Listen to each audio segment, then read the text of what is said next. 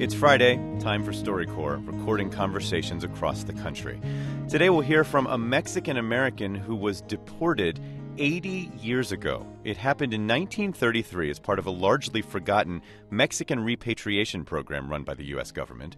During the Great Depression, hundreds of thousands of people of Mexican descent were forcibly deported to Mexico without due process, and that included many American citizens.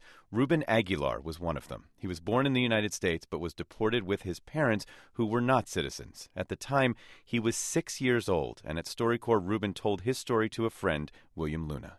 So you were born in Chicago? In Chicago. Now, what happened when you were deported to Mexico? Well, when I was deported, what I remember is the way that the agents crashed into the house.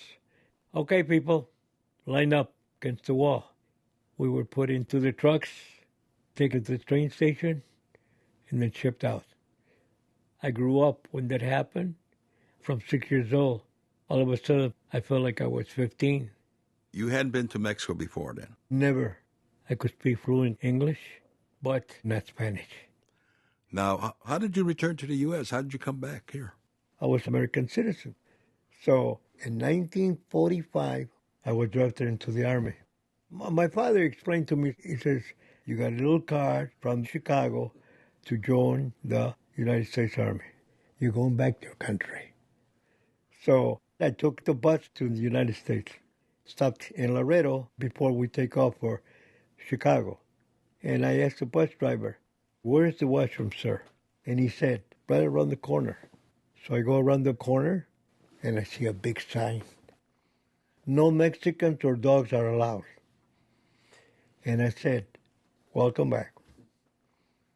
You know, it's a funny thing because when I talk about it, you know, it looks like yesterday. Those things, you never get rid of that. How do you want to be remembered, Ruben? I want to be remembered as somebody got hurt by his country, came back to this country, and is going to die in this country. That's Ruben Aguilar, remembering being forcibly deported with his family 80 years ago. He was speaking with his friend Bill Luna at StoryCorps in Chicago. This interview will be archived at the American Folklife Center at the Library of Congress. The StoryCorps podcast is at npr.org.